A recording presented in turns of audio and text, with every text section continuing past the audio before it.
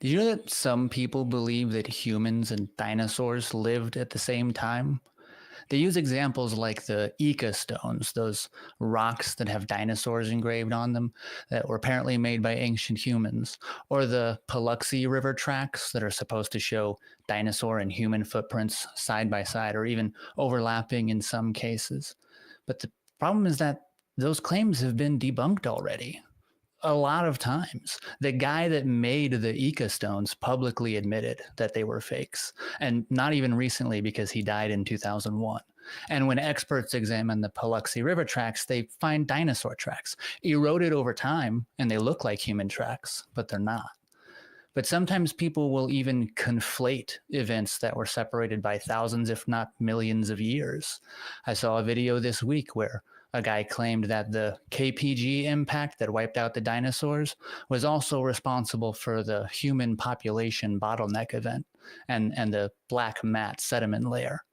But the problem is that that conclusion ignores mountains of data and millions of years of geological timeline in between those events. So do you have a better answer, or do you have evidence of some other alternative historical narrative? If you do, we want to talk to you. Call us. Show starts right now.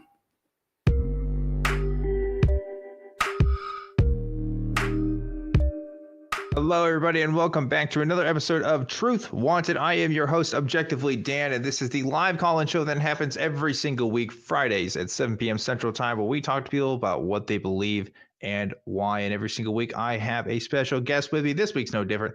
It's Eli Slack. Eli, welcome to the broadcast. Hey, Dan. Hey, everybody. Thanks. Happy Eli, good to see you again. Good to see you again. Folks, this is the live call-in show, right? Live. So, and it's call-in show. So 512-991-9242, that number, you should be calling that. We need some calls tonight, or call through your computer at tiny.cc/calltw. Truth Wanted is, of course, a product of the atheist community of Austin, a 501c3 nonprofit organization dedicated to the promotion of atheism, critical thinking, secular humanism, and the separation of religion and government. So, Eli, dinosaurs.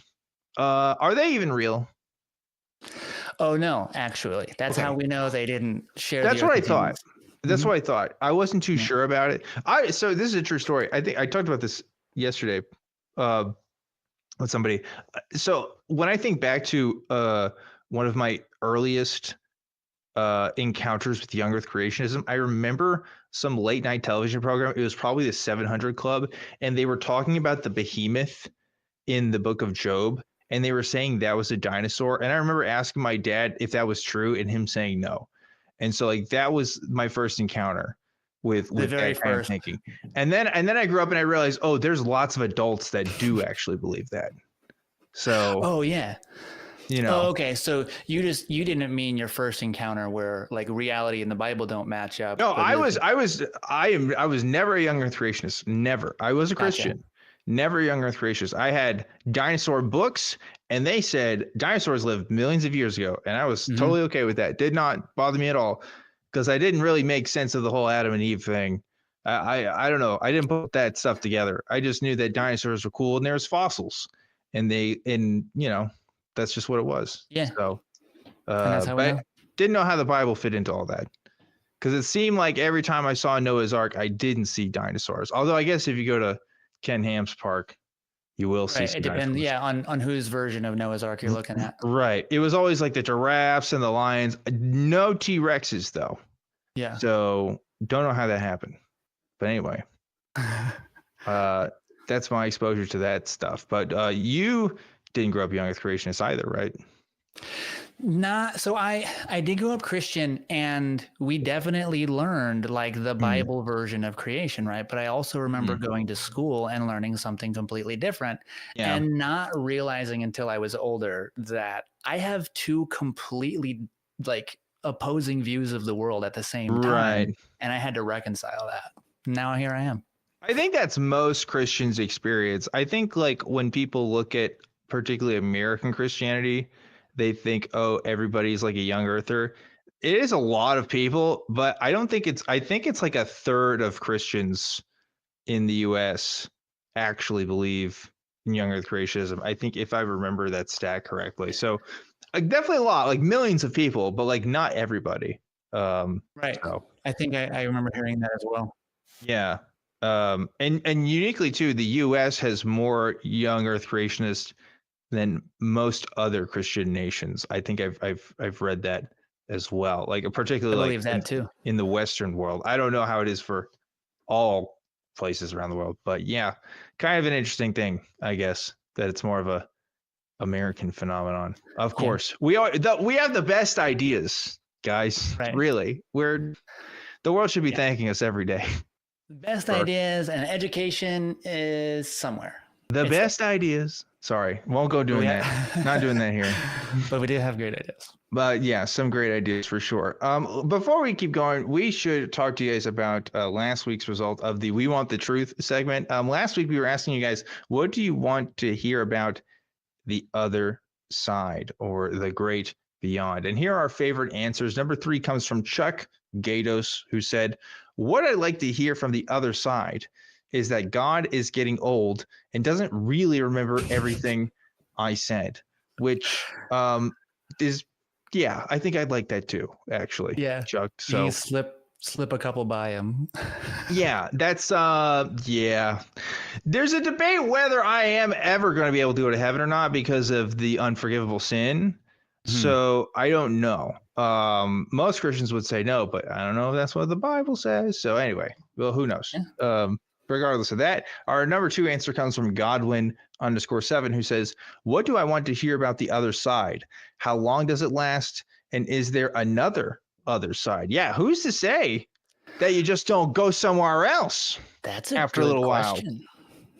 You're right. Yeah. Maybe you just keep. How deep does it go? Yeah. Are we on the other side right now? Well, maybe we're on some other side. Yeah. Right. Maybe it's just it's a series of other sides. Yeah. Who knows? Right. I don't know. And then next you're like an eagle. Yeah, but like on Mars, in a different dimension, where eagles can live on Mars. Yeah. Or something. I don't know. Right. Get creative with it. Otherwise, it's just reincarnation. Yeah, then it's just reincarnation. I mean, like, no, we're going to other dimensions. We're going to the video game universes, right? I'm going to go to the Mushroom Kingdom at some point. That would be fun. Or like, yeah, I'm with you. I drive, go-karts with a princess all day. That'd be fun. That'd be fun. Or like the Crew 2 universe. You just like race. Yeah, that also, I guess, could be cool. But anyway, number 1 comes from Salmon Boy 5000, who says, what would I want to know about the other side?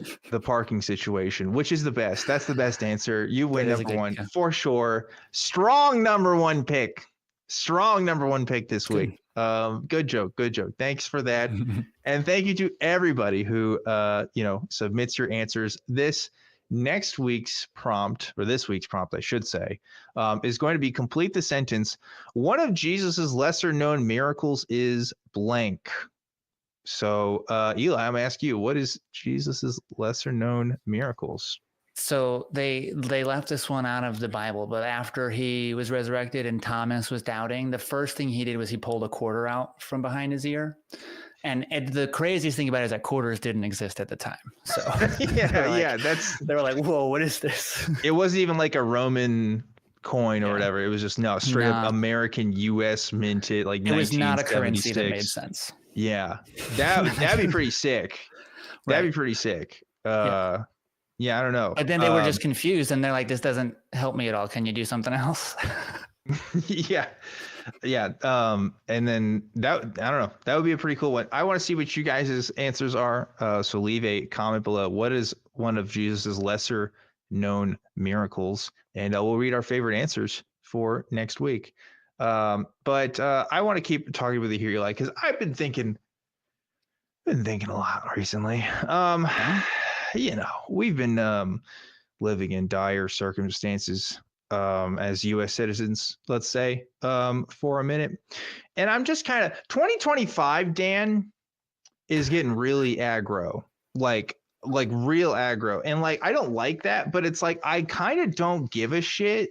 I'm kind of losing my ability to shit, as it were, right? To give one shit. It's like I'm tired. I'm tired, boss. I'm tired. It's the Yeah. meme, right? Like how can I be nice to people time and time again, or at least just try to understand people, try to get their point of view. If I'm just not going to get the same back, right? Yeah. Like, and it does happen.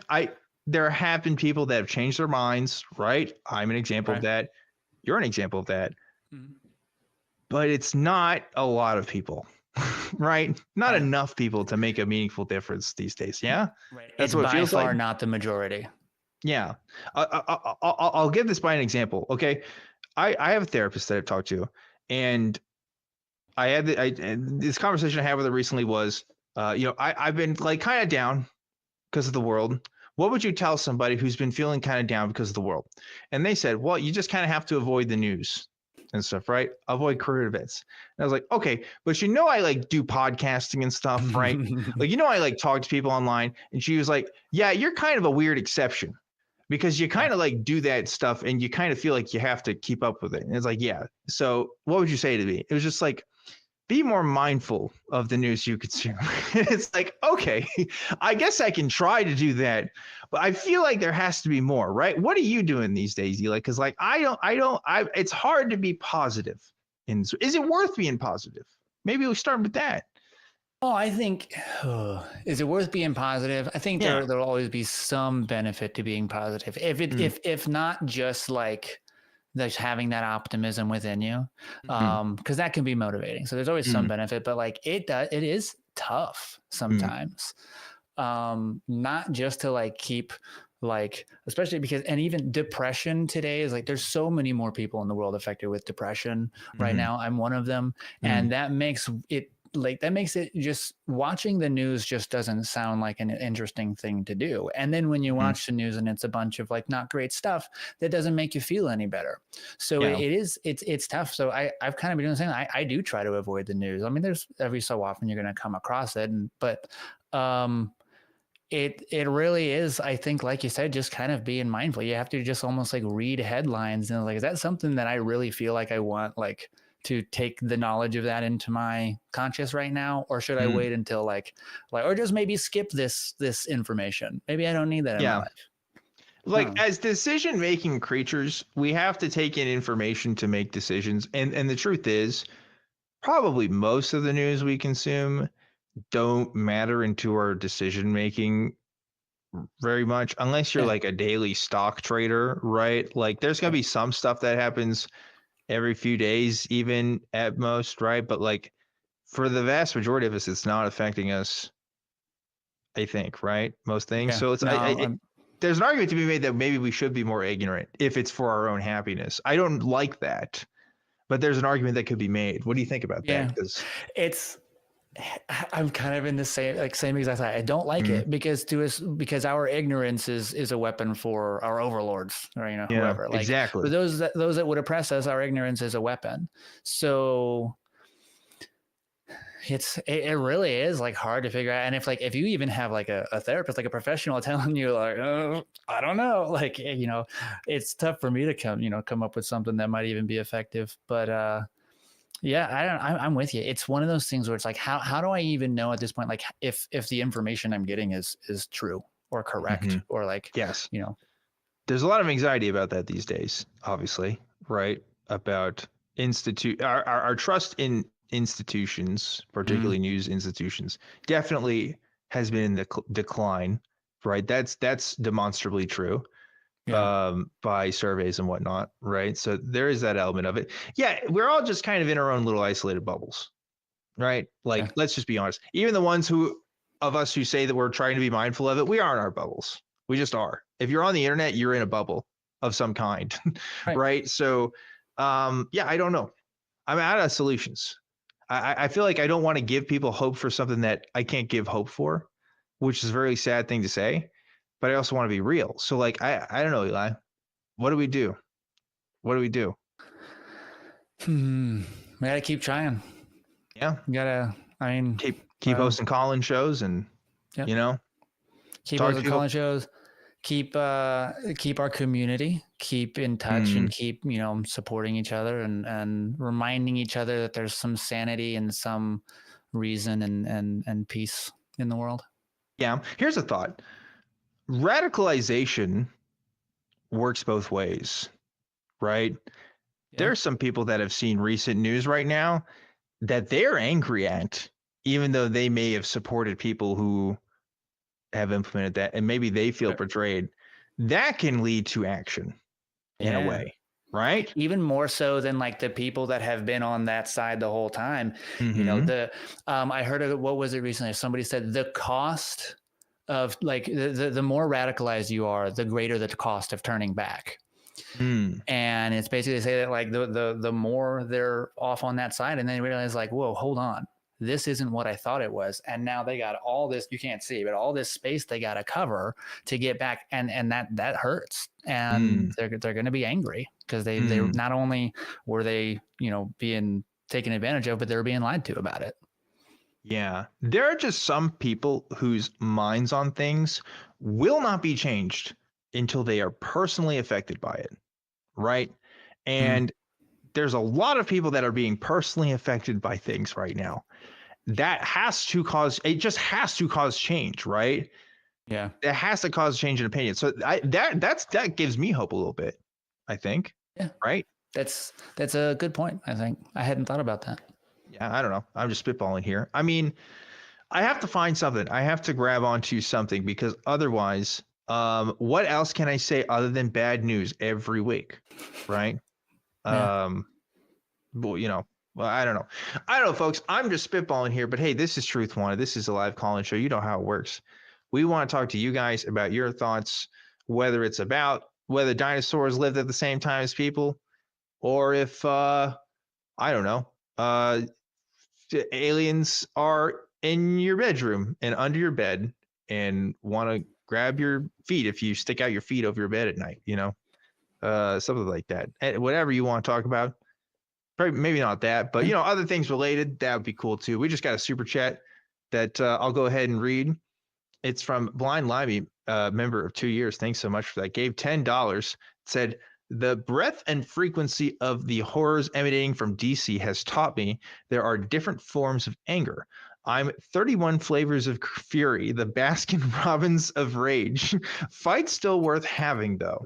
I like that. That's I funny. like that. Baskin Robbins of rage. I will rage against the dying light. Okay, like that. I already know that's just who I am. I'm gonna do it, right? No matter what, I'm gonna keep fighting to the end. That's my personality. But I can't say I'm not fucking tired. Yeah. Right? Can't say I'm not fucking tired. Right. So that's how I'm feeling about things, Eli. That's how I'm feeling. Do you have a more positive subject that we could change to before we move to callers? Something positive? Yeah. I can't. I mean, I think it might be what you would call comparatively positive. Okay. I mentioned it briefly before our show. So there actually have not been as many aviation accidents as we've been, as I at least have been led to believe this year. Yeah. You should talk about that. So I've seen a lot of like videos on like social media, like this plane crash, that plane crash, the tragic collision of the helicopter and the airplane, of course. And it's this idea that after some events that took place previously, then all these accidents started taking place. But the fact is that in the first 50 days of last year, there were, I might get these numbers like a little bit off, but it's something along the lines of 173 aviation accidents in the first 50 days of 2024. This year, there have been 87 in the first 50 days. So that's almost less than half of the number of accidents. So it's actually not as dire as we've all been made to believe. And I fell for it, but I looked into it. I think it's easy to first, are there systemic changes that can affect that? Absolutely. Like even last year and the year before, you could definitely say there should be more people working in flight safety. Right. I mean, I don't know if there could be too many people doing that kind of thing, but there have been, because of other recent events, there have been ties to what people think a false sort of cause and effect tree I think. And yeah, I'm in the same boat. It seems from what I see that there seems to be a fear over a trend that's not really a trend, more just like there happen to be a lot of crazy videos that I think are freaking people out. And just the juxtaposition and frequency of said videos, I think are playing a part. Kind of like with the drones shit that was going on last year. Yeah. You know? Exactly. Probably something like that. I think that's true. Yeah. Yeah. I think so. Yeah. I think it was, I mean, there was some intent to drive a particular narrative that like, oh, look at how many, but it's, you know, it's reporting bias. I don't even think it's intent necessarily. I think it's taking advantage of a market of fear, right? Sure. Yeah. You know, it's like seeing the landscape and saying, "Hey, people are freaked out about this thing, and so we should talk about this other thing and put that first and foremost because you know people are scared." That's people fair. Yeah. I guess I forget that social attitudes and patterns drive media just as much as the other way around. Yeah, it's true. Or I don't know if it's just as much, but I forget that there's the back and forth. It's a cycle that feeds itself, right? Satanic panic, right? You know, why was that a thing? Well, because news stories kept talking about it, and then people were getting paranoid, and I don't know. It's why they had to change the way that they talk about school shooters, because Columbine was so influential. They made so many spots about those kids, and we're talking about for months on end that it actually inspired a new generation of school shooters. It really did, right? Because there's so much information you can know about those guys, and now they deliberately don't report on as much as they used to because of that effect.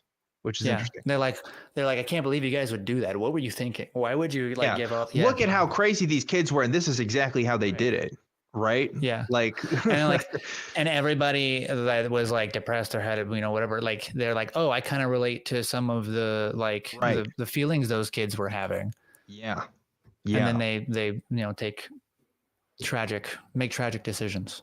Yeah, we were kind of going positive, and now we're talking about school shootings. So I don't think we accomplished the whole change the subject to a positive thing goal. That's true. Yeah. Maybe our callers can help with that. Maybe we should take some calls. What do you think? Yeah, let's give that a shot. Okay, all right, let's do that.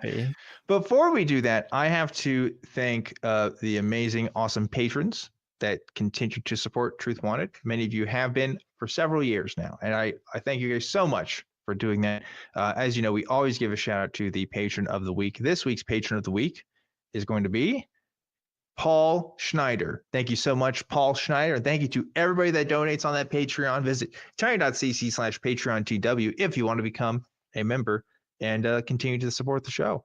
Yeah, thanks so much, everybody that does that. Now it's time to talk to some folks. We have a call here that I don't know what to make of this topic, but I guess we'll find out. We have James calling in from New York. James, you are live on Truth Wanted. What's going on? Yeah, not much. Hello, guys. How are you two gentlemen doing tonight? Doing well. Doing okay. James, you're going to have to explain to me what exactly you want to talk about, because I'm not sure I fully understand from the call description here. Yeah.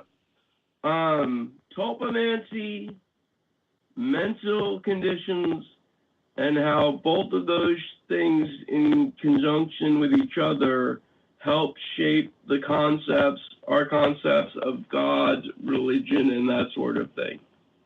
Okay. Go ahead. Keep going. I mean, you know, we're an evolved species of advanced primates. You know, and over time, as we evolved, we started to lose our outer hair and fur and coverings, you know, and slowly progressed into what we look like now. And so as that was happening, you know, even primates now use tools.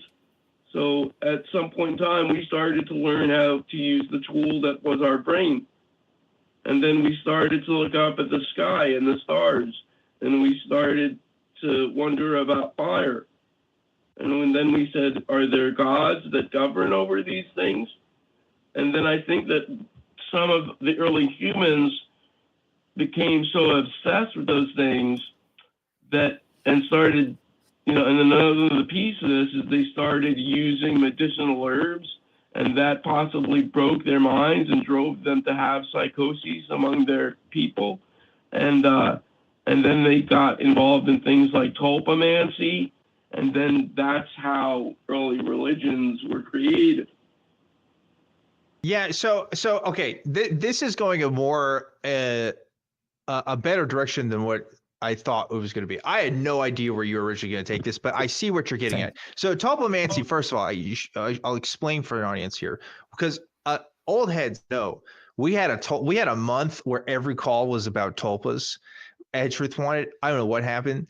It was an interesting time, but tulpas are basically mental constructs. Detractors would probably call them imaginary friends, but the idea is that they're basically mentally constructed beings, or beings that kind of live in people's heads, whether or not they are independent of the individual is dependent on the belief system itself.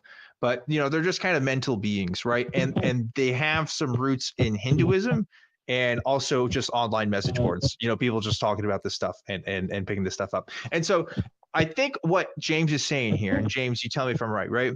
Basically, as human beings evolved and learned to have mental constructs, not just of themselves, but of other people, right? When we relate to people in empathy, we were able to kind of do that for things that don't exist, right? So it's like that joke from a Community. You have the pencil and you name it like Steve, and then you break the pencil, and then a little bit inside of you dies when you see that happen. It's because we're able to attach ourselves to things a little bit. And so religion in its development was in part from our evolutionary development, because of our ability to have these mental constructs. And I don't know about the shrooms thing. A lot of people say, everybody, all indigenous societies were on shrooms, and that's how religion started. I mean, that's definitely true for some. I don't know. It seems like an overbroad generalization to me, but I get what you're saying there. Is that a fair summation, James?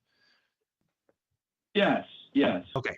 And for me, the only reason I did bring in herbal medicine and mind altering substances is because I think that our early ancestors were using those herbs and roots to clean their teeth with, and I think that's how they ingested and caused those drugs to get into their system. But my thing is I love to pick things apart sociologically and anthropologically. And this is one of my favorite questions that we're discussing now, because you have to wonder, what was the first question that actually wandered into an ape's head? Was it when he was digging for his food, his ants, with a little twig? Did he say in his mind, what do I dig with? What is this? This is a stick. This is what I dig with. Am I digging for food? That sort of thing, Yeah. I hear what you're saying. Eli, what do you think? So it does kind of feel a little bit like the stoned ape hypothesis, which is kind of like similar to what you mentioned. Like some people will suggest that like the development of human cognition to its current level was because of like psychedelic mushrooms or like other things that would cause some psychoactive effect in the brain. And that's criticized a lot by like scientific communities, but I think it's definitely possible that like early on did some people intentionally or accidentally ingest something that made their brains feel differently, the same way it does for us today, and then that made them think about things differently. Like absolutely, I think that's possible. I don't have the expertise to have an opinion on whether or not that had some overall like large effect on human evolution as a whole. It doesn't seem to have a lot of support. But I think definitely probably a lot of the religious imagery that people have. I think there's a slight chance revelation could have been a result of a psychedelic trip. So, I mean, yeah, it's interesting to think about for sure. In my bioanthropology courses in college, which admittedly, I'm not an anthropology major, so what do I know? But I did learn that we seem to be the only ape species that actually asks questions, which is interesting. We're not the only ones that answer questions, right? They can answer. They've already done this and tested this with people. By the way, Coco the gorilla is kind of a lie.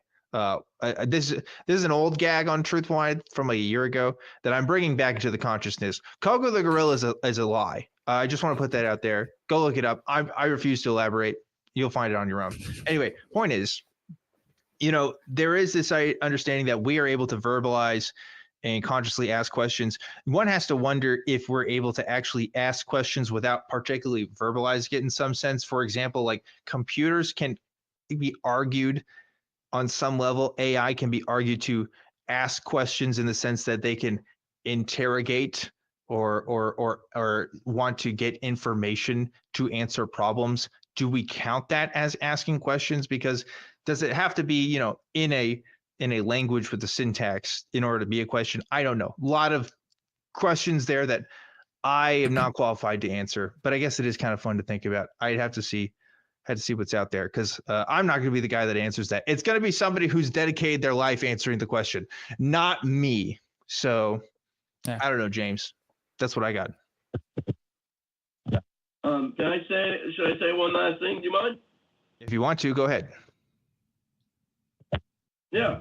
I just think, like, for example, I mean, it's just an amazing thing, and the brain and the tulpas and how that all works. And I heard one call on your show about tulpas, and that was from, I can't remember the young lady, I think her name was Rebecca, and she had said she created this tulpa, and he was like talking to her, and I do have my own tulpas, and they talk to me on a constant and daily basis pretty much, and it's almost as if they have their own separate identities and conscious awarenesses and memories and feelings. Does seem like that. I wouldn't be surprised if the brain was. I wouldn't be surprised if the brain was capable of doing that in all its amazingness.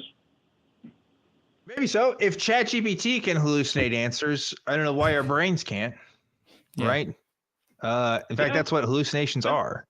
Right? They're made up scenarios from our head. So yeah. I imagine something like that similar. But that again, way beyond my qualifications. I'll tell you that right now, James. But fun topic of conversation. Beyond mine too, Dave. Way beyond my qualifications too. Because if I understood it all, I'd have those qualifications, but I don't. That's right. You can say that about anything, I think. But yeah. True thing there, James. James, I'm going to go ahead and let you go. But thanks so much for talking to us on the program today, and I hope you have a great rest of your evening. That again did not go the way that I thought it was going to go, but you never know what to expect on this show. It's true. That's true. It's kind of hit or miss, but yeah, that was a lot better than I thought. I thought we were going to be talking about like the existence of some tulpas, so that were going to be justified to us. There's a lot of debate about dissociative identity disorder online. So if you look at some subreddits, for example, there's a subreddit called Fake Disorder Cringe. Okay. And it's a subreddit that's basically dedicated to getting people's TikToks, mostly younger kids that are on there, but not all the time, of people who are saying, oh, I have dissociative identity disorder, or, oh, I have autism and ADHD, and it's people think that they're faking and stuff. It's very reminiscent to when people used to kind of post similar stuff on Tumblr, where they're like, oh, I am a dragonkin actually, and I'm an angelkin, and I have the spirit of a dragon and angel and stuff. And it's like, on the one hand, yeah, like, it's kind of silly, but also it's kind of bullying a little bit, especially if it's like a teenager that's kind of posted online. Everybody kind of says dumb shit when they're teenagers. So I don't know how I feel about a lot of that. Right. I agree. Yeah, I think we should kind of encourage people to not like pretend that they have diagnoses that they don't have just for like attention and like whatever it is. But at the Right. same time, yeah, like if it's teenagers, if it's young people that just like haven't had the opportunity to learn better yet, like Yeah. just be a little more gentle. Just be like, hey, like that might not be a good thing to do. Right. You know? Right. Yeah. And again, dissociative identity disorder, very controversial diagnosis. I'm not here to say one way or the other on that. I can't tell you, but it's one of those things where it definitely has had an uptick in popularity. And there's definitely a subsection of people on the internet who like to talk about things that are wrong with them, you know, for attention, I guess. And that's kind of sad, but that's the world we live in, I guess. Anyway, that was kind of a tangent to what we were just talking about, but that's where my brain made the connection to. We do have a super chat that came in from Dustin King, member of 2 years, gave $5 and said, "What if you chose just one issue to stay informed and speak up about? Everything else you can ignore as much as mental health requires." That is an interesting idea. I think in order to be an effective activist in anything, you should probably choose a subject to study more than anything else. I do think that's true. The problem is, with that strategy, at least, the first thing that comes to my mind is, what if something gets fucked up with that one thing that you're really passionate about? Like, let's say, for example, you're a federal employee at a national park, and you're really into that, and you might lose your job. That might mess you up. It's probably actually better to be diverse in your interests so that you can, you know. If like your whole world is in one, like, you know, is in like, you know, airplane safety, and then all of a sudden the news is about, you're like, oh my God. Yeah. I think, it's probably good to be interested in more than one thing. Yeah. But that's my opinion. I don't know. I agree though, because for a while it happened to me with like particle physics, and it's like just like the only thing I cared about learning about. And then like I just didn't have anything else to talk to people about, and nobody else talks about particle physics like that and much then you at become all. that guy, right? Right. And you so don't I want to was be that like, guy. okay, exactly. Yeah. So I was like, start talking about John Mayer or something. I'm not saying, folks, you have to, you know, be like everybody else. You do you, but like also, if you want to make connections with people, maybe it's good to get some baselines on some stuff. You can make more connections if you have more things to talk about. Right. Social connections are important. Speaking of like Reddit, again, like just thinking about this. First of all, Kelly commented saying he was an indigo child, and I want to ask Kelly about that more later. But so being in, you know, there's this idea too online, just making fun of people online now. That's just this whole show. Now, I'm talking about being an introvert. Have you seen this phenomenon where it's like if, you know, introvert has kind of become a real badge of honor for some people. And there's a funny post that people talk about like how like the magnitude of the r/introvert subreddit versus the r/extrovert subreddit is ridiculous. There's like 1 million more people, which is really ironic because it's a social website. Like you talk to other people, but somehow the introvert thing is on there. And there's an argument that's made, which is like, are people calling themselves introverted because they're compensating for maybe poor social skills, right? And instead of choosing to develop that and work on themselves, they're kind of taking the introvert label and just saying, well, this is just who I am. I think that's really interesting. Because I don't know. What do you think? I think that happens a lot because I have also I've been for like the past few years like trying to investigate my own like basically the way that my mind kind of works, and I have some characteristics that are aligned with like neurodivergent diagnoses, and but I don't have my own diagnosis, so I'm careful about like sharing like what I think, you know, is what I think describes me. But I see people online all the time saying like, oh, well, you know, that's just my ADHD, or, you know, rhythm with the tism, or things like that.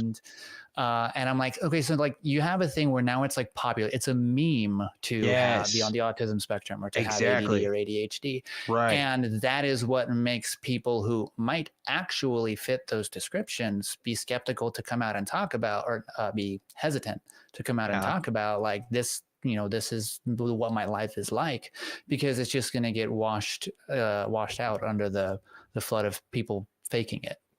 Yeah. And, but also, I mean, you could also have a diagnosis and you want to be loud and proud about it. Like that could also and that's where it gets so hard.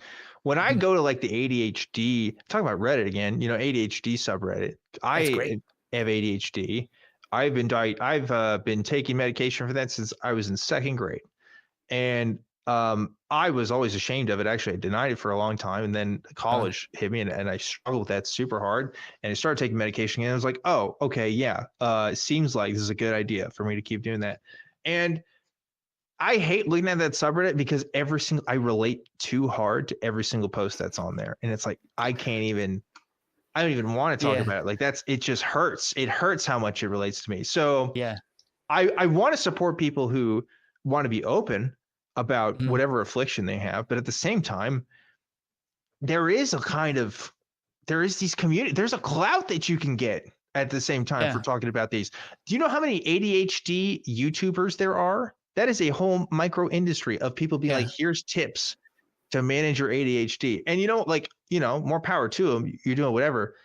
But when there's enough people for something to be a market, there are people exploiting that, right? I don't know. Yeah, and it's become exploitative at this point, and performative even. Yeah, and performative. Yeah. So I don't know. Again, it's like, this is just the reality of being online, I guess. You can have a community about anything, True. That's good too, in a sense. No, it's true. You think about it. If you're struggling with something, I want there to be resources and other people you can talk to about your specific thing that you're going through. Like that's absolutely. I want that for you. But like, I would never want ADHD to be my whole personality. You know what I mean? Like, I don't want to be posting about it every day. I want to live my life, but that's just me. I don't know. Maybe somebody gets some comfort out of that. It's hard to say. Yeah. Speaking of ADHD, we've really gone on a tangent. We should probably keep going on.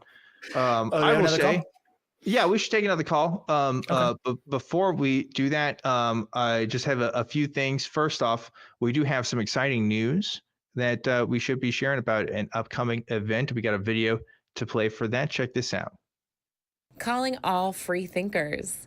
We are excited to announce that the ACA is launching its first ever fundraising campaign, Amplify ACA, in partnership with Amplify Austin. This is your chance to expand our impact by making your voices heard and supporting the shows that you love. We invite you to join us on March 5th starting at 6 p.m. We're going to be doing a 24-hour fundraising event and camp out live at the Free Thought Library in Austin, Texas. We've got a great show in the works, a whole variety hour with our hosts doing different things, not just taking calls like you're used to, but we're going to have the fun facts and playing some games and lots of different activities. So be sure to join us from that. Again, it's going to be really exciting, and we're looking forward to having as many people involved as we possibly can. Donating is easy on amplifyatx.org. Just search the word atheist and click the donate button. Follow us on our socials for more information. And this is important. We want to be able to amplify the voices of reason and compassion worldwide.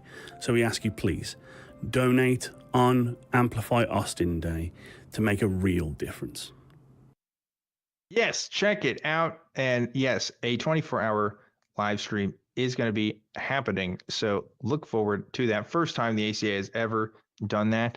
And it's going to be a real hootenanny, let me tell you. So get ready, get excited for that day. And if you want to hear our show in audio only form, you can go to tiny.cc/AEN podcasts for that, in case, you're like me and you like to just listen to podcasts. And of course, as you may have noticed, we have super chats that are going on. We will read those on the air if you donate, assuming, of course, they're YouTube appropriate. And of course, I should always mention, if you like this show and you want to see something similar, you can watch a 24-hour version of The Atheist Experience and Talk Heathen if you follow the links in the description for that, tiny.cc/AXPTV and tiny.cc/HeathenTV for 24-hour live streams of both of those shows. So check those out if you want to talk to other people who are posting about it. And, there's always somebody in the chat for one of those. Last but not least, before we get to the call, I have to thank the wonderful, amazing, stupendous, fantastic crew that help make this show happen Yeah. every single Yeah, week. There they are. crew. And whoa, somebody's sharing the screen, and they got there's there's some OBS. behind the scenes things. Well, I bet. Oh man, there's a lot of things happening on that screen. Oh There's a no. lot. Oh no. What are There's they a little doing bit of back there? recursion going on there. Yeah. Mm-hmm. But glad we avoided that. Thank you, crew, for doing what you do. Eli, I know you're sick of hearing me talk. Let's get to the next caller. We have Jamie, actually, Blind Limey, who donated earlier. Now wants to call in and talk to us. Blind Limey, what's going on? Well, if I can't find solace, I'll do with catharsis. But what I wanted to call in about is that I've noticed this trend of figures like Jordan Peterson and certain businessmen who shall remain unnamed, who seem to be performatively espousing things like cultural Christianity or political views that were quite popular in the 1940s. And I just wanted to ask your opinion, like, does it matter if they mean what they say? Does the truth actually matter in these circumstances? Because whether I believe that Jordan Peterson believes there's an actual God, or that X man believes that in the salute man, does it matter? Well, religion is always a reflection of your culture, right? So any Christian from, let's say, the year 100 AD would not recognize any Christian from the year AD 2025, right? Maybe a few folks living out in the Middle East doing their thing. The rest of us, no. We have adapted and changed as a culture, and the religion is reflected of that. And so there is no true Christianity. This idea of how do we get to the true Christianity, it doesn't exist. If it did exist, it's not accessible to us anymore. We can't know the minds of the people who wrote the stuff. We can't know the minds and all the practices of even the early followers. We have a lot of great educated guesses, and that's about it. And even then, most of those people aren't following that stuff anyway. So does it matter? I don't think it does. At this point, the metric for me, the heuristic, if you will, is if someone calls himself a Christian, I believe him. That's pretty much it. All you have to do for me is just say, hey, I'm a Christian, and I'm not going to fight you on it, because it's all arbitrary anyway. There's no right answer, right? You're going to have, for every 10 Christians you meet, there's 12 different kinds of Christianity. I mean, it's just going to be that way, and it's always going to be that way. So I'd rather not spend too much time on the details, because that's just how it is, and that's just how it's always going to be. I don't know. What do you think, Eli?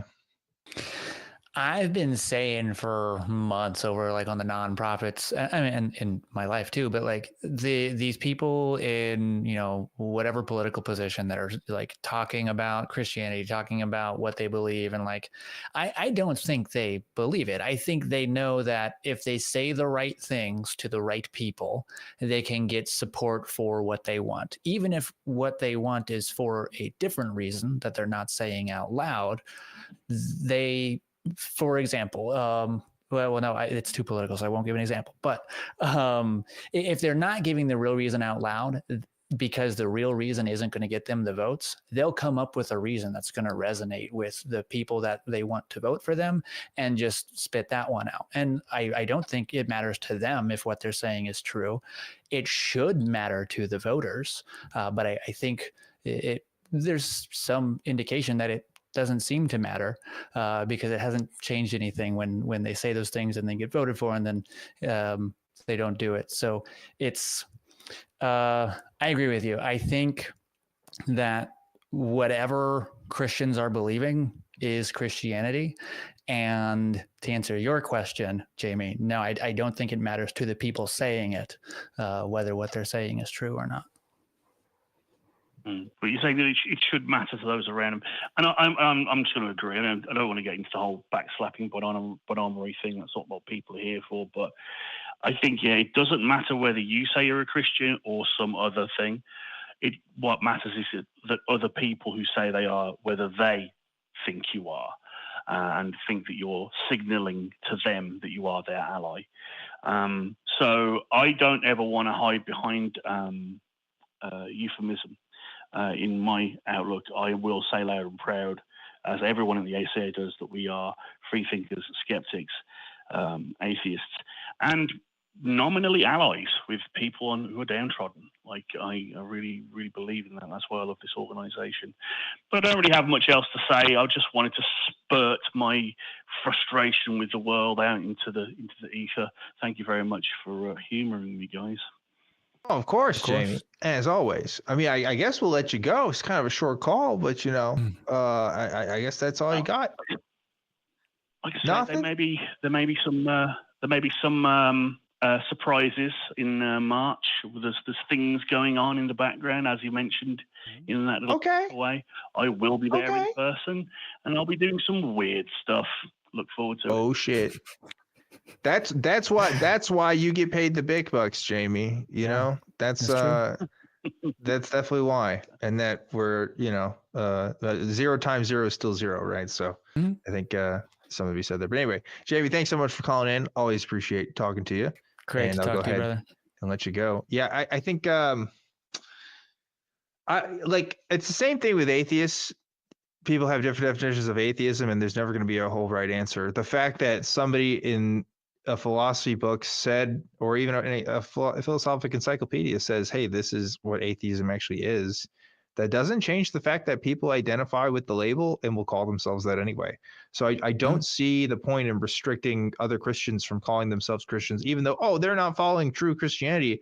There is no true Christianity. Sorry. It's not real. Yeah. It's a made up thing. Even the first Christians. Sorry, go ahead. I was gonna say, arguably, you could call like Gnostic Christianity, like where there's like the whole demiurge and like all that whole like pantheon. You could call that more like true Christianity than what we have today, because it was closer to the source. Yeah, I mean, what I was gonna say, if you read the Bible, literally the first thing that happens, like in Acts, like is as soon as Jesus is gone, people are arguing over what he said and what it even is to be a Christian. Like the guys that were hanging out with him. Okay. So there, consensus is a foregone thing. It's just not a thing. Yeah. It drives me crazy, but that's a good point. As soon as it was over, allegedly, and there was questions about it. So I mean, who's to say which version of it is? And that's why when someone says they're a Christian, okay, you're going to have to be more specific with me about what you personally believe, because, saying I'm a Christian doesn't really tell me that.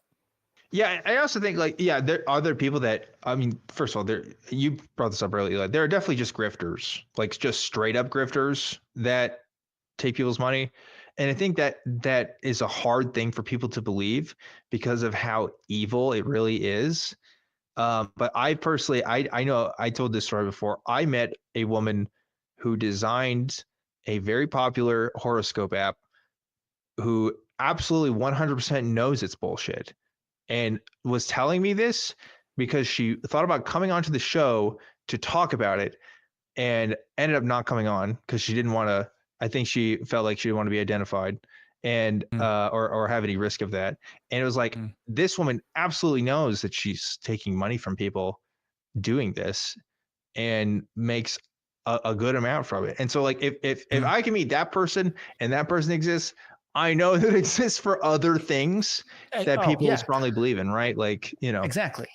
Yeah. Yeah. Where there is a belief to be held, there will be a person to take advantage of it. Yeah. I think. Yeah. 100% on that, which is pretty sad, but we got to stop talking about sad stuff. We have to find some fun stuff. Maybe Ben from Alabama will save us. Ben from Alabama, you're live on Truth Wanted. What do you have for us? Hey, hi guys. I know one thing you were talking about, like ADHD and stuff earlier. I've noticed that people with anxiety don't really talk about it as much. Yeah, but maybe I don't know. I'm a pretty anxious guy, but I don't know. It is what it is. I don't hear you talk about it that much. Yeah, maybe that's true. I think it's we're nervous about talking about it. But when I called in about I guess I was wondering, because I hear, I've been listening to these shows for a number of years, and I hear a lot of fuzzy thinking from people who call in, and I kind of wonder, do they have like a different definition of what they think true means? And I guess I was also asking because, like, I think you said both you guys used to be religious, and did you guys have a different definition? Yeah, absolutely. I mean, philosophers don't have a consensus on what truth means. When philosophers talk about truth, they ask you, which one do you mean? Like there's different categories of truth, right? Like it's not an easy thing to answer. So yeah, truth is absolutely relative to the individual. Whether or not that means there's a universal or objective truth is beside the fact that people do have individual understandings of what true means. So yeah, most people, I don't know if it's fair to say most people, but a lot of people's idea of truth is thing that confirms or consorts to my bias, right? And they may not say that out loud or algorithmically, pad that out, but that's just how they operate, right? That would be a descriptive version of their truth sort of algorithm. And I think that's what we encounter a lot through these calls, right? And hopefully try to call that out. But yeah, Eli, what would you say? I wonder if it's not so much like a different definition of truth, but different ideas about how to determine truth. Like what sort of assumptions are reasonable, for example. So we can, if we go back to like, well, it's not completely certain that the universe did or did not have a beginning, what we can say from that is, we don't know. But then I think there are people who just have a different idea of what is or is not a reasonable assumption. Like, oh, well, something must have created it. And if something must have created it, then why couldn't it be the story that we have? And those why couldn't it be really get people very, very far. And they do a lot of lifting in those conclusions, I think. But yeah, I think... like you said, Dan, I think for the most part, it's on shows like this. Yeah, the hosts, I don't do it a lot, but you guys do a good job of kind of helping people direct back to that. Like, is that really like a reliable way to determine the truth or not? Yeah. Most people don't have that. They don't always haven't been taught good ways to find true things, whatever true might be. Really. But anyway, Ben, go ahead. You sound like you were going to say something. Oh, yeah. 'Cause I've been thinking that I think like there's parts of people's lives where they can have like a better example of what truth means. And it's in more like the little things we do that reliably produce cause and effect. Like we have to do something for our job, or we fail at it, we don't get paid, and then we're homeless. Or even just like hobbies, when you're just making something, there's a cause and effect relationship going on there that I think is like a good example of truth. But I mean, so often I see people, we're perfectly rational in doing these little things. And then when they think about the big questions, they just throw all that logic out the window. Yeah, and, my own job. Mm-hmm. Go ahead. Oh yeah, I think about my own job. I work in engineering, and it's like every day I absolutely have to correctly model cause and effect, so I can get my engineering project to do what I want it to. And I try to apply the same epistemology when thinking about everything else too. Yeah, for sure. And I have a job career that is also technical, not in engineering. But yeah, I think about that too, right? Where it's like, okay, I have to be really on point with the things I do, but that doesn't mean I can't mess up in other points of my life, right? This is a kind of truth, a logic, if you will, that I'm practiced at being technical in my thinking, but that comes with a sort of training, right? And that you obviously have if you're in engineering, right? That other people may not have or have access to. Like what we understand as truth, also methods of finding truth, that is a result of privilege in some ways as well. I also used to tutor kids, and in tutoring, I specifically met with kids who came from families that were underprivileged, and typically in poverty situations. And that was an eye-opening experience for me, because that kid's entire worldview and development is almost completely brought up by their own environment, right? So how can I say that any other kid that I tutor was smarter than the kids that are there? Because, like, you know, is it really their fault, right? Like, how naturally could they have gotten to a better understanding if they were just in a different environment? How much of that is really them speaking more so than the environments that they're a part of? So I don't know. There's a lot to it, and that's why it makes me harder to judge people sometimes, because like how you gain access to knowledge and assess knowledge is a kind of a privileged thing in some ways, but a lot of times I'm just fucking angry. I'll be honest with you. I'm just mad nowadays about how people are doing things, because I trust that other adults are competent at least basic things, and they're not. And I guess we'll continue to be frustrated, but I don't know. I'm going on a tangent here. Eli, save me. Talk about, give your thoughts, perspective, please. Ben, you mentioned how like people like in like our everyday, like our minor interactions, like I'm going to set this thing down and I know reliably that it will stay there. But then when we get to like the bigger things, people tend to just kind of get rid of that like critical thinking or that like concept of reality.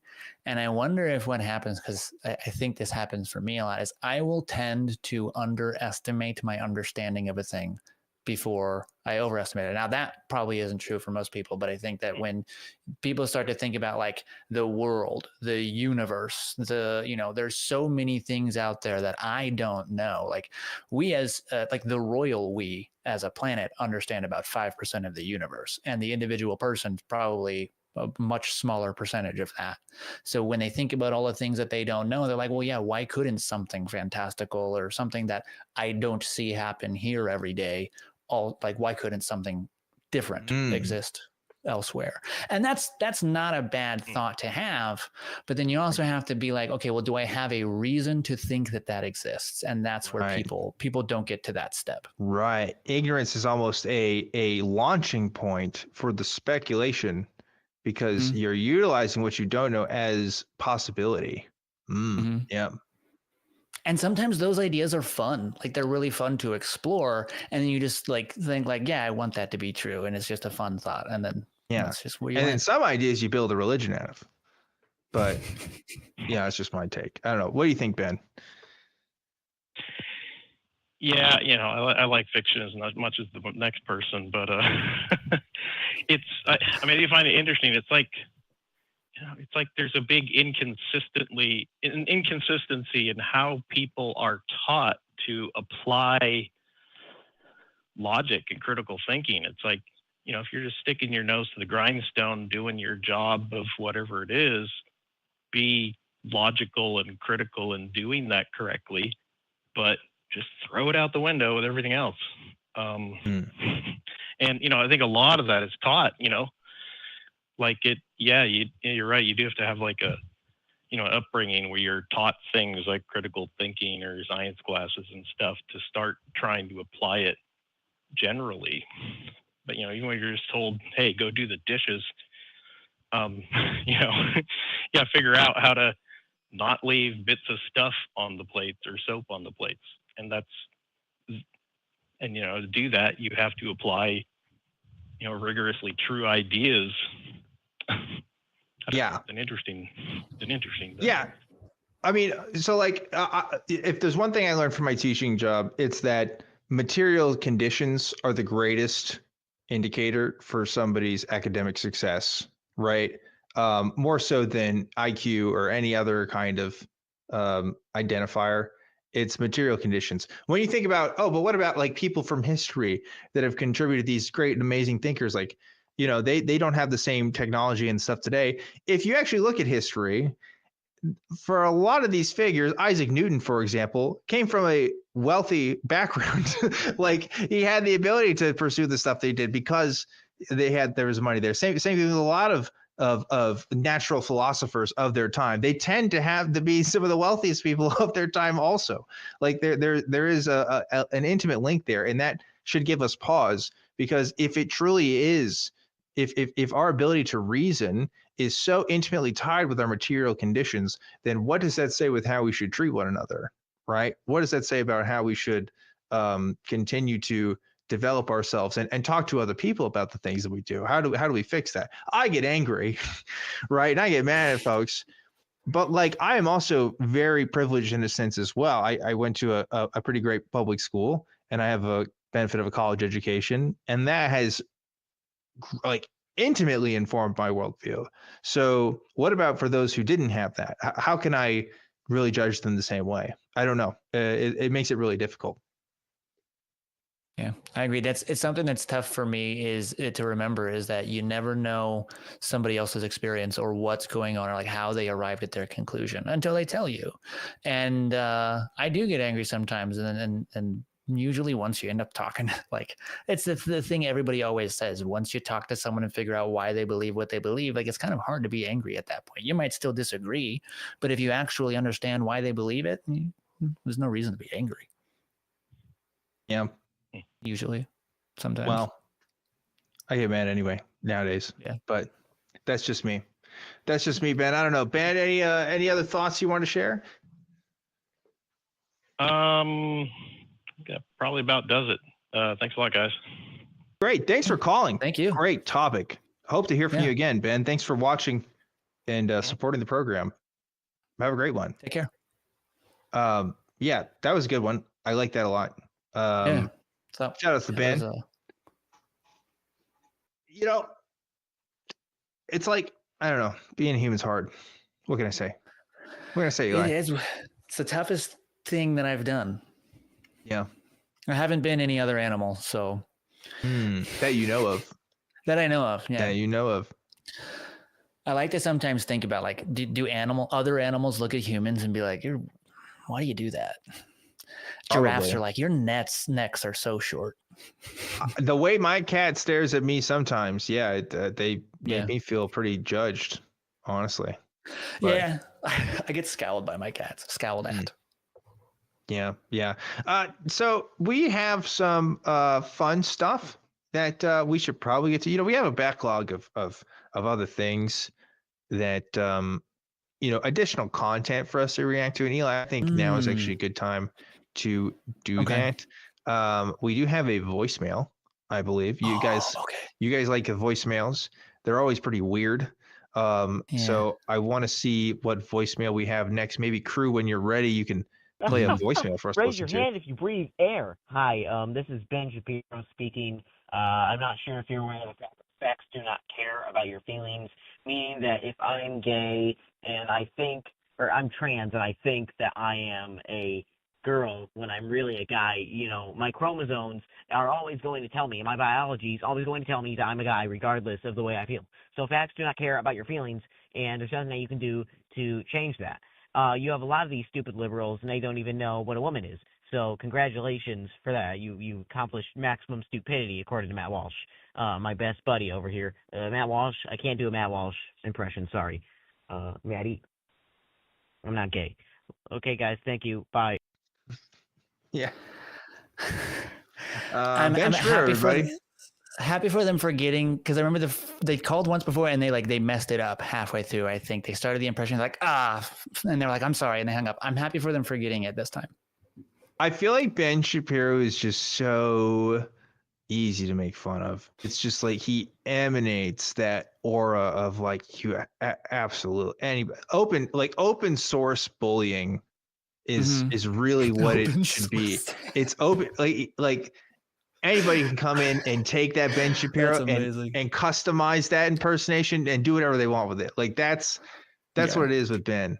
I think there really needs to be like a free voice generator AI app where you just type something in and then it comes out in Ben Shapiro's voice. That has to already exist. That has to be a thing, right? Yeah. There's no way that's not already. Somebody link it in the chat. No, don't. Maybe not. Actually, I don't know. I don't want to know the consequences of that. But I've seen those videos. it used to be funny, and now it's just kind of like there used to be. I guess they still make them, but it was like Trump and Biden and Obama like playing video games together, and people would do like these fake scenarios of them like talking to each other and like shit talking each other over Call of Duty and stuff. And I used to find that funny, and now I'm just like, oh, those are halcyon days now. I don't know. Like I long for the days where I could find that funny. Right, exactly. Now it's like this almost could be real in a way. Right. Like it's almost too close to reality in some ways. Right. I could believe that on the outside they pretend there's this big political dance, cat and mouse sort of thing, but like behind closed doors they're just playing Baldur's Gate. Yeah, at least some people in our government are definitely playing Diablo 4. Who are acting in our government. I mean, it's kind of a nightmare, or pretending that they played Diablo 4 I was too. like, So yeah, unelected officials. We can talk about unelected officials, right? They don't actually represent us. Unelected officials that purchased their position. Yeah, I think we can do that. I think maybe I don't know if the board. I don't know if the ACA board's gonna be cool with that. But we can. If we'll check for next time. Yeah, maybe for next time. Listen, we also have screenshots from funny comments. I like looking at those because people post some funny things. Maybe Crew has some screenshots that'll lighten the mood. That might. Little bit. Yeah, I think we got one. Okay, here's me with I have my bangs going on there. That was this is in studio. Wait, was that comment? I can't actually read it. You want to read it out loud? Yeah. Wired's stuff to the pagans. Why don't you try to prove Christ didn't rise from the dead? That's what Christianity is built upon. Without that, there's no church. So prove it never happened. By the way, the most weird thing is that people say they believe there is no God. Now that is weird. Well, they did. Okay, they got weird right twice. It was Wired at the beginning. Yeah. I mean, that's like just like when your perspective is just so small and you don't realize that other religions exist. Yeah. Who also technically say there is no God. When they say no God, they mean like the Christian God, right? So like there's all kinds of people that say it. They're not necessarily atheists. Right. It's the thing, the thing Ricky Gervais always says, it's like I only believe in one less God than you. And just you don't believe in all those. But yeah, this is just, it's also when people don't recognize the burden of proof either. That prove to me, you're saying he didn't rise from the dead. No, you're saying that he did. I'm saying no. Right. Probably not. Yeah, no, prove to me that David Koresh didn't have spiritual experiences with his followers after his death, because some of them do claim that today. Yeah. And we have living witnesses of that. We don't have that for the Bible. So prove that L. Ron Hubbard's psychedelic induced out of body experience wasn't, the ultimate meta truth of the universe. Yeah. Or that Joseph Smith did have those golden tablets hiding in his top hat. That's what I'm saying. Prove those things. The rules of evidence, not exactly a common practice or commonly accepted thing here. Do we have more comments? That was pretty good. How about another one? Oh, well, Crew is ready on that. Okay, they said, Dan, you rock. You need a good hairstylist, though. Okay. All right, calm down. Calm down, Chad. All right, Crew, you didn't have to put that one up there, but you did. Okay. I didn't have to. My hair's better now. It's doing okay. Well, it's on both sides. It's symmetrical. I was trying. I guess I couldn't see the other half of your face. This is go ahead. Well, I don't even have a negative thing to say about it. I think it looks good, Dan. Thank you. This is the longest I've ever had it. I'm just trying it out. I'm seeing if it's working. I don't know. I did that for a while, about a year and a half ago. Grew it out to here, and I was like, nah. This is what happens when you work from home, right? That's what happens, I think. But regardless of that, you just don't see the sun for weeks. You don't see the sun for weeks, and also, you kind of stop caring as much about it. Whether that's a good thing or not, that's up to you. I don't know. It is. I do try to go to the gym or whatever, but I don't know. Yeah. It's not the same. That was my primary thing. Yeah, I agree. When I was like, I was doing some contract work, working from home a lot, and like primarily I would leave. It was just to go to the gym, and like it helps, but you're not getting sun. You're getting in the car, driving there. So it's like what they say. We need more third places. You know, we need more third places. Yeah, you ever heard that? Where it's like, your first place is home, your second place is work. What's the third place? What's the third place you go to? Yeah. Gym. Because like parks, people aren't doing that as much these days. I probably could go to a park more. I don't know. Yeah. These kind of things. I mean, someone like you could go to a park, right, and feel comfortable and safe doing that. Not everybody can. That's also true. You're definitely right about that. Yeah. It's also cold as hell right now. That's also cold as hell. Yeah. Don't like it. Okay, crew, you got like one more in the chamber. Oh, they were ready for it. I don't understand why people with no clue of Christianity attack it. Oh, wait. Yes, I do. Demons. That's it. That's it. We're done. We're compromised. They found us out. Demons, bro. Sorry, atheists. Dan and I gave up the gag. They got it, dude. They found my real demon name.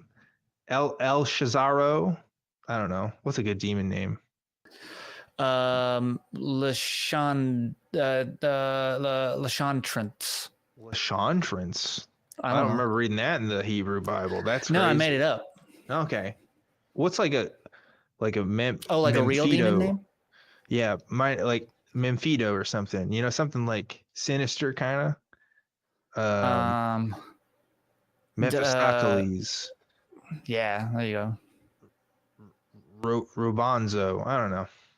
Anyway, this is not a good bit. Probably move on. Destructagon. That's a good one. Destructagon. Yeah. I like that. That's what they don't teach you about in math. That's the one they kept secret. They put that in the back of the textbook. Yeah. Can somebody call in with evidence of the Destructagon? Yeah. That's what there's like a notebook piece of paper that's stapled to the back page of the last book in the textbook for those who read all the way till the end. It's just a little secret shit. Or it's just Joe Rogan calling us to talk about the UFC. Or that too. Oh man. Destructagon. What time that would be. Folks, I think maybe we'll wrap things up a little bit early tonight. We have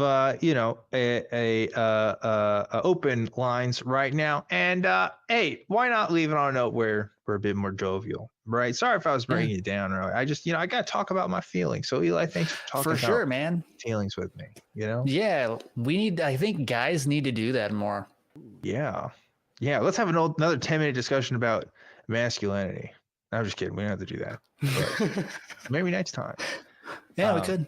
Because that's true. That's true. Guys, not so great about that kind of stuff. Historically, I'd say. Yeah. Right.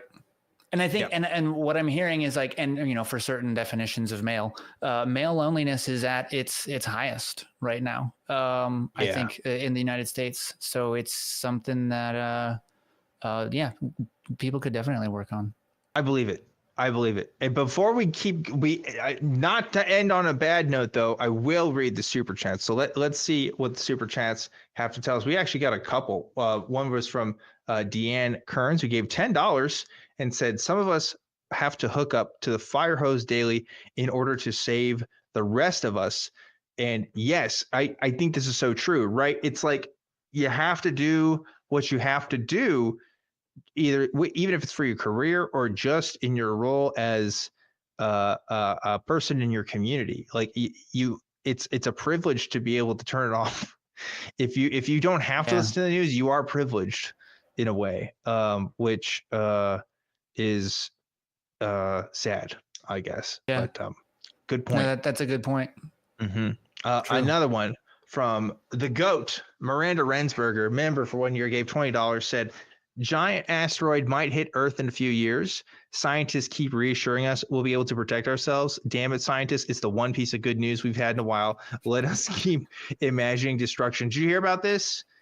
I did. Yeah, I think the chances increased. They used to be like 1 in 80 something. Now there was like 1 in 40, then like 1 in 38. Was it that high? Because like I heard it was like 2% that it'll hit us in like 10 years or something. You know, I'd have to have it in front of me. I'll have to look at it again. Why do we do this? Eli? Because like we are a live show on the internet. We can just find this out, right? True. We can just Google it. Yeah, you know? I could Google it. Like I try to, like I always try to not so I don't distract from so I can still talk. Yeah, right. But I also was reading about Apophis, which is another asteroid that a few years ago they thought was going to hit us, but they later were like, oh, we're good. That's another but that one would have name. done a lot of Apophis. Yeah, that's a good one. Speaking of demon name, Kelly gave us a demon name a little bit ago, and we haven't actually brought him up and thanked him yet. I didn't. Oh yeah, we'll get to him. We'll get to him. Oh, okay. But we still have some more super chats here. One of them is from K-Dub, who gave $10. Member of 6 months. Thanks so much, K-Dub. Who said, "Doing good in your community really helps to offset the awful. Our local committee made 114 bags filled with toiletries and food for our neighbors. We will never know who we helped, just that we did." K-Dub, I like this. I like this. Awesome. I like this because it's easy to be doom and gloom on the internet when there's people out there in the real world doing real stuff. So why be doom and gloom when you can go do real stuff for real people, right? Good job. Good job for that. Great stuff. I think last one here from Native Atheist, who gave $10 and said, "Thanks for the stream." Thanks so much for the $10, Native Atheist. Thanks for the support. Yeah, super cool for that. All right, now we can thank Kelly. I think now we can bring Kelly. Kelly's allowed now. You know, hey, Kelly, what's up? Kelly, what's your demon name? You had my demon name was Pazuzael. Which is actually taking two demon names and smashing them together. I was gonna say, I'm pretty sure Pazuzu was a thing. Yes, Pazuzu was actually the demon from the Exorcist movie. From The Exorcist, yeah, that's right. Yeah, right. And then was the other one from like Constantine or something? You know what? I think so. Maybe you're right. Maybe that's where I got the Azazel, right? Something like that. That's where I think I got the ending for that one. But once I just took two real demon names and smashed them together. And you mentioned the Indigo Child thing. I at one time when I was all wrapped up in the woo, I actually thought I might have been an early born Indigo Child. And we actually have another ACA host who thought she was an Indigo Child as well. Yeah. Oh gosh, I can't think of her name. Her out right now. But that was a thing like before the Angelkin or the Dragonkin, everybody was an Indigo Child. We were born just better than everybody else. So you're talking about ex-Christian Aaron, I believe. If they said that. No, she did too, but also Sydney Davis Jr. Jr. Yeah, Sydney Davis, that's right. Oh, really? Sydney Davis did tell me that, which is hilarious because if you're white and you have colored eyes, you think you're an Indigo Child. That seems to be the trend, right? It's just pretty much. Yeah. If you're white and you have colored eyes and maybe you have symptoms of autism, that seems to be the general trend for like Indigo children, which is really a hooch. Now I got to read about Indigo children. Yeah, but I can imagine Sydney telling a hilarious story about that. It was like a pretty short-lived bit of bullshit, but it was pretty popular in its day. The whole Indigo children idea. No, I mentioned the autism thing. That's like that's really not a joke. It was a way for I guess still is, but like was a way for people to rationalize their child's autism diagnosis with, oh, my kid is actually specially blessed from spirits or whatever. Mm-hmm. Like it's not great. Yeah. But it's wild that they have to frame it that way to not see it as like this just terrible, horrible, debilitating thing. They have to frame it as like divinely special. Is it divine? Or just like not even like debilitating, just like your kid's just a little bit different. Like you can't just accept that in some way. I don't know. That's just like one of the things that molecules do sometimes. Yeah. I don't know, but you're still an Indigo Child to me, Kelly. Well, thanks, man. I appreciate it. Yeah. Wait, are you saying I'm autistic? No. Just that you're special. That's all. I think you're a special guy. Thank you so much. I think I'm special. So yeah. And on that note of specialness, folks, we should be wrapping things up. I want to give a special thanks to everybody watching this show live. If you want to go to a Discord, Kelly is going to be there hanging out, doing his thing. And Eli, I think, is also going to be joining. So I will be go there. check that out. Tiny.cc/ACD Discord. It's a fan-run Discord server to hang out with the gang. And Eli, what's your words of wisdom that you want to give us before we wrap Words things of up? wisdom. Mm-hmm. I think I'm gonna Also, repeat before you myself. do that, the prompt for this week. Sorry, almost forgot. Prompt for this week. Remember, complete the sentence. One of Jesus's lesser known miracles is blank. Oh, and another super chat real quick from Connor K9 who says, Kelly has the best smile. It really makes my day. And then they gave a bunch of, I think, cat emojis was what that was. So there you go, Kelly. You got one. You brought it in. It's that indigo child smile. It's that indigo smile. You can't beat it. You can't beat it. Okay, Eli. Now we get to be closed by the words of wisdom. I'm gonna have like a thing that I say, and it's gonna be do good things and learn a lot. Do good things and learn a lot, folks. That's been it for this episode of Truth Wanted. Remember to always keep wanting the truth, and I'll see you next time.